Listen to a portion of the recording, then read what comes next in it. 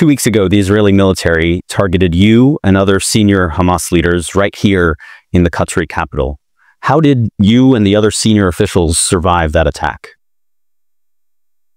I think it is a miracle because the rockets are very close to us. We are under target, and it was all the rockets were directed to the place, but we are not in the place which was targeted. Alhamdulillah.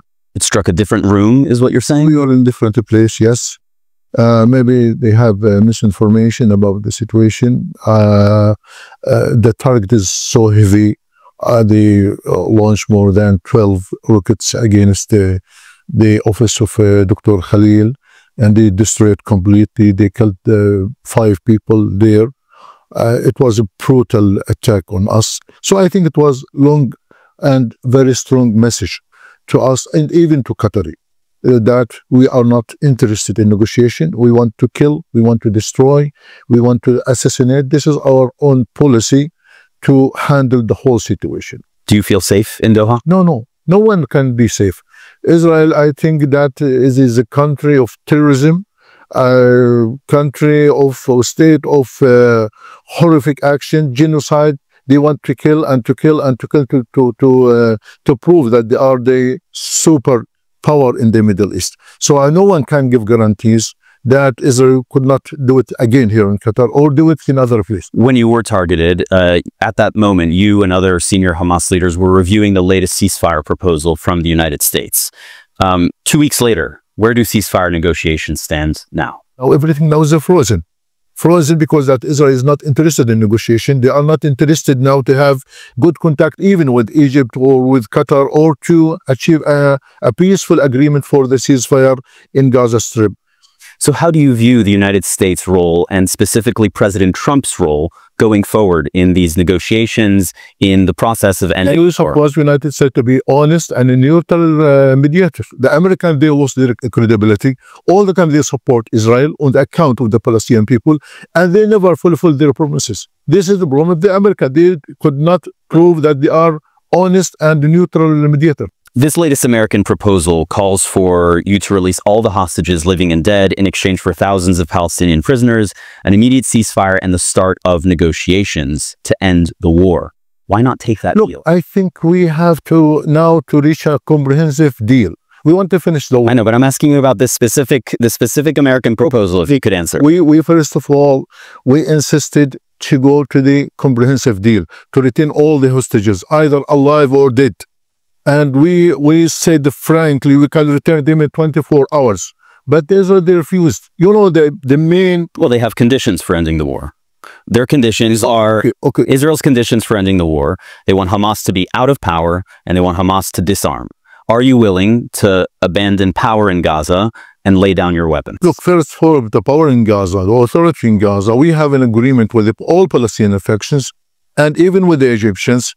And I think that the Egyptians, they play a good role and send this proposal to different countries and even approved by the Arabic League that, okay, we can have a technocrat, we have kind of neutral and professional committee for ruling Gaza.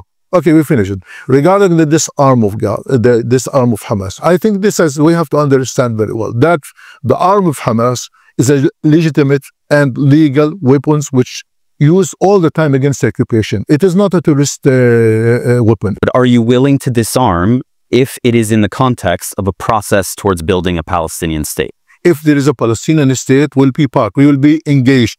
We will be... the entire world, with all due respect, sir, the entire world is saying they want no role for Hamas in post-war governance of Gaza. Look, do you disagree with that? We agree. Yeah, no, we agree for a neutral committee to rule Gaza. We have no problem. Right. So, and as part of that, Hamas would play no part, according to the Arab League, according to President Abbas, according to the United States, according to France. Also to explain that this is a Palestinian issue. that some external powers, they want to impose something against our interest.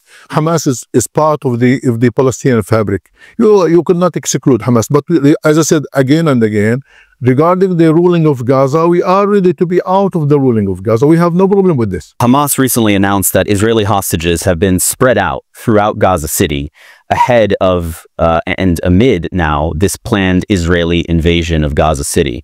Is your intention to use those Israeli hostages as human shields? No, we never use these people as shields. No, we never use them. All the time, we explain that we as Hamas, we use these people, or we deal with people according to the Islamic principles and according to Islamic values. But it was quite clear in the statement from the Al-Qassam Brigades, I think this is a false accusation against us. This is a statement from the Al-Qassam Brigades, Hamas's military one. They said that in order to deter this Israeli military invasion, they are placing Israeli hostages strategically. The hostages are spread everywhere. But they are placing them around Gaza City and saying that if they die, it will be on Netanyahu's hands, correct? There is a big dilemma in this also. Israel now is going and now is doing to destroy Gaza, to destroy everywhere, to kill people everywhere. Yeah, you know, in Gaza now, they're killing more than, this morning, more than 84 people. Yesterday, about 109 people were killed. In the last months, more than 3,000. I understand. And when I speak with, how can you, with all due respect, can you stop this? With all due respect, how can you, when I speak with Israeli officials, I press them on all of these questions. I'm speaking with you right now, and I'm asking about Hamas's role. And Hamas just announced that it is holding these Israeli hostages in strategic locations around Gaza City, moving them above ground, while Israel is carrying out an invasion. Is the intention to use these hostages as a human shield? Israel should stop targeting the civilian, should stop targeting or to collapse the towers, or to destroy the towers everywhere. Now you know they sent some technology to destroy all homes in Gaza, all towers in Gaza. What do you want to do after that? What Israel is doing now, as I said, they want to demolish the whole Gaza, to destroy every hospital, mosques, schools, even churches, everywhere. How can you stop this madness in Gaza? How can you stop these atrocities in Gaza? It has been nearly 2 years now since your organization, Hamas, carried out the October 7th attack, killing nearly 1,200 people, most of them civilians. It unleashed the deadliest Israeli military response that Gaza has ever seen. More than 65,000 people have been killed in Gaza, tens of thousands more injured. Gaza has been decimated. Do you accept any responsibility for triggering so much death and destruction? Look, to me, this is a bigger story. Now, the history did not begin on October 7. We spent 78 years under the occupation, under humiliation, under oppression, under repression, under killing, under displacement. Now, why a war just focus on October 7? What before October 7 is a result for the October 7. I understand what you are saying, that there is history that happened before October 7th. But before October 7th, Israel had never unleashed this level of death and destruction on Gaza before. How can you look at me with a straight face and tell me that you accept no responsibility whatsoever for what has happened in the 2 years since? What is the option is left for the Palestinians to do? Yeah, and we waited for... I'm not asking you that. I'm asking you, sir, with all due respect, I'm asking you whether you accept any responsibility for the death and destruction that has followed since October 7th in Gaza. It's the first time that Palestinians have shown sacrifice in this Israeli-Palestinian conflict. Since 1948 till now, 100,000 people were killed, 100,000 Palestinians were arrested. But what gives you the right to decide that Palestinian women and children should be sacrificed on the altar of your resistance? No, all the time we are sacrificing, we are fighting, not Hamas, Fatah and People Front, Democratic Front. But I am asking you about the civilian deaths in Gaza, and what gives you the right to decide it's a price worth paying. That child can die. It's okay. Because it's in order to fulfill our resistance. As Hamas, we are fighting for the interest of the people. We don't want our people to be killed. We don't want our people to suffer more and more. I think now, look, you know what is the benefit of October 7 now? Now, when the award now, if you look to the General Assembly yesterday, when about 194 people opened their eyes and looked to the atrocity, to brutality of Israel, and all of them, they condemned Israel. We waited for this moment for 77 years in order to open their eyes to see that there is occupation, there is suffering of the Palestinian people, and we should end this occupation. I think this is a golden moment for the world to change the history. I think that now the world is a change. The history is a change now. Sir, you were just saying that as a result of October 7th, you are seeing millions of people marching in the streets. You are seeing countries recognize Palestine as a state. You are seeing legitimacy for your people. And I'm asking you whether the price that Palestinian people have paid so far was worth it. I know the price is so high, but I'm asking again, what is the option? It's worth the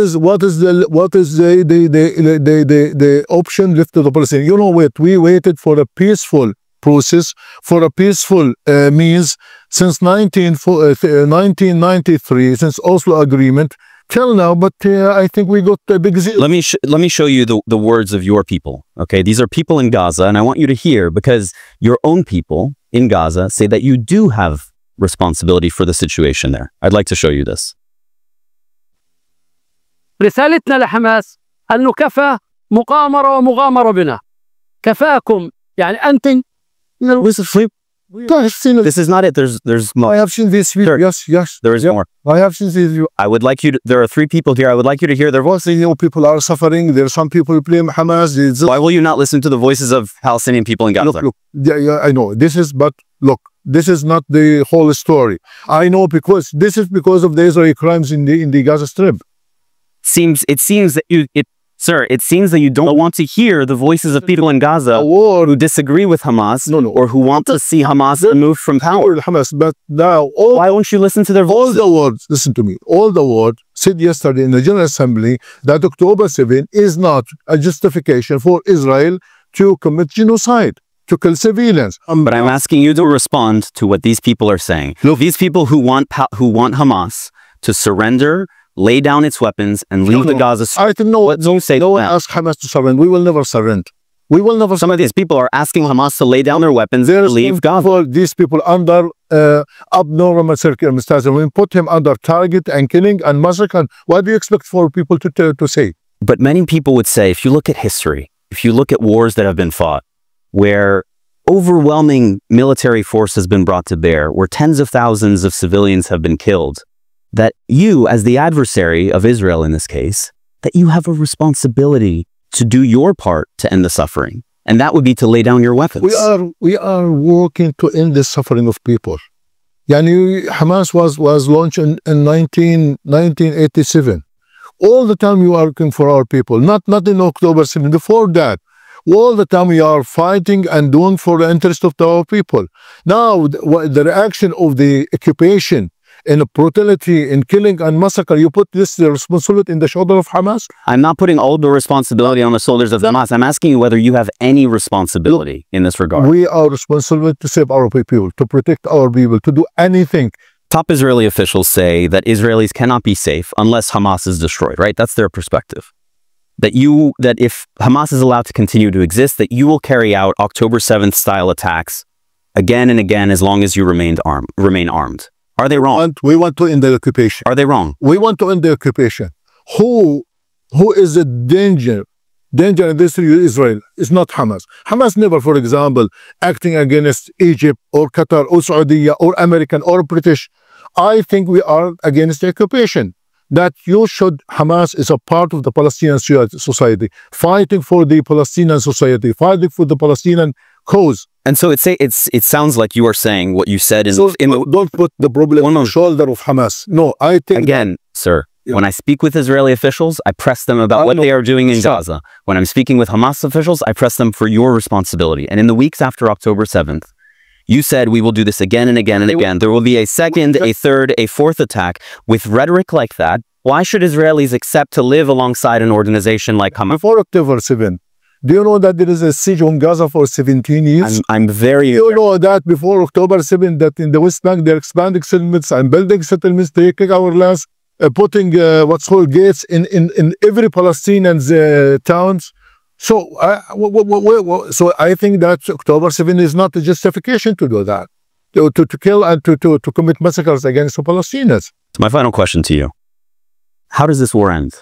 I think it is easy. I think Mr. Trump and the world could ask the Netanyahu in order to stop the war, to stop the genocide in Gaza. Do you have any confidence that he will do that? I don't know. I think we tested them many times, but I think it is not easy to trust Mr. Trump or to trust the American administration. All the time they put the glasses of Israel.